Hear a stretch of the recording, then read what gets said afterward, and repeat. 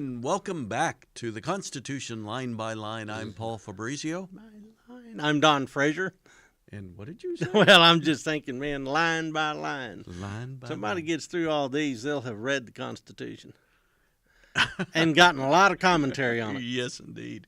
We'll have read the Constitution, too. We will going have, through this. and gotten a lot of commentary on it. Yeah, exactly. All right, so we're talking about Article 1, Section 8, and of course that lists the powers. Yes, enumerated powers of Congress. Powers Yes. of the Congress, and so we're here on Section 12. You ready, Don? I'm ready. What's our line? And of course we're talking Congress shall have the power, and here we go, to raise and support armies, but no appropriation of money to that use shall be for a longer term than 2 years.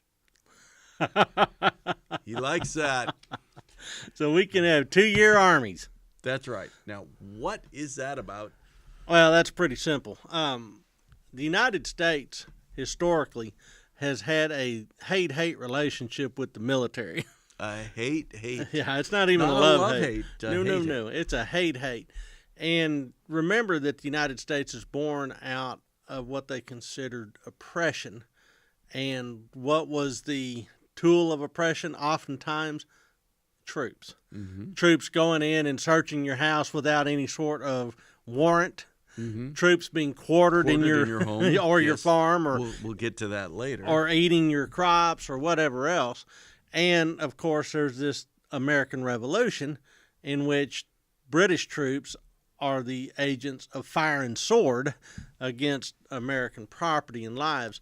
So armies are to be viewed with suspicion. Suspicion. Yes, and so that's kind of woven into the American fabric. Let me just add one word. Not just armies, but standing armies. Well, standing armies, absolutely. Yeah. And That's- this is a critical point, I would argue. And that's why this is a 2-year limit. Right. And the whole point, therefore, is you don't just have an army hanging around. Correct. And the Looking for a mission. Exactly. And then a devious politician who could assign it a mission. Even if it's trumped up. There you go. So the Constitution sets these limits. Now, what I always confront is that, yes, we make a budget every year. Correct. Modern day.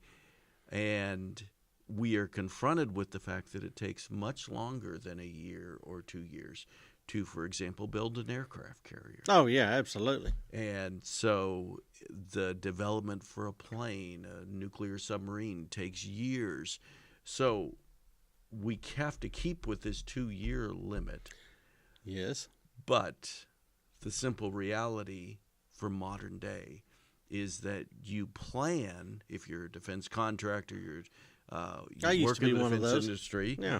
you plan much longer term, and there's an expectation that the government will fund you for those things. Correct. So you're not on the chopping block every year. But is an aircraft carrier the same as an army? Because we're talking about weapon systems Right. versus actual troops in the field. True. I mean, an aircraft carrier without 5,000 human beings on board, Is a floating piece of metal. yeah, just a floating piece of metal, concrete, and whatever else goes into an aircraft carrier. And so I think this has to do with actually putting or deploying troops in the field, ostensibly for a particular campaign. And 2 years was pretty typical for a campaign in 1789, 1790. Right. And also at that time, there wasn't any expectation that you would take more than 2 years to build something. Well, sure. I mean, it didn't take that long to build a ship. But even so, this is about armies. Mm-hmm. So I think they're leaning further into the land forces. Mm-hmm. And the Navy's going to be a separate sort of historical precedent here in a second. And we'll get to that. And the problem with navies is that once you build them, you've built them. Right. Troops you can always send home. So the idea behind the American military was always around what will become termed later the expansible army. So you'll have a cadre of troops that you will supplement with militia. Mm-hmm. And a lot of times these militiamen are only raised for 90 days at a time. Mm-hmm. I mean, they are really short term. Go in after the planning's done, but before the harvest, do your summer campaign, and then go home. So the United States has a very peculiar attitude towards the military. Mm-hmm. And as a result, historically, up through beginning of the 20th century, had little better than what European military scientists would have called a constabulary force. Okay, yeah. So, and by the way, not just through beginning of the 20th century. You know, we grew it during World War One, and it was still a constabulary force. And then it pretty much disappeared. It shut down until 1939, 1940, 1941. Yeah. When Roosevelt said we need to build it back up. Yeah, we need to go from 147,000 to 8 million. Yeah. Just like that. Just like that. So, and by the way, since then, we've had a standing army. We've had a standing army that's lasted more than 2 years. Yeah. So how do we get around that little clause with the way we do things now? We just do it. There's, we've discussed this before. There's parts in the Constitution which are simply ignored. And this is one of them. And this is one of them, in essence, that's being ignored.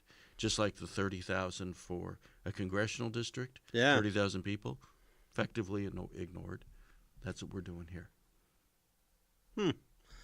I mean, you have to in a modern world. Do you? Yeah, you do. Well, I think about it. I mean, how else do you maintain your military readiness? Letters of marque and contractors. I bet that's the way of the future. Turn it all over to privateers. We send it contractors, and also automate it. So it'll be drones, drone submarines, drone aircraft, drone tanks. Pretty soon, we're not going to need those meat bags anymore. It's a brave new world. You think so? I think that's where we will probably see a big development of that in our lifetimes. I know it'll be that way in our children's lifetimes. Where the human element will be taken out, we'll have an automated... Human element will be well behind the lines. Okay. So we won't need grunts anymore? We'll need a few specialized grunts, but we won't need mass divisions. Really?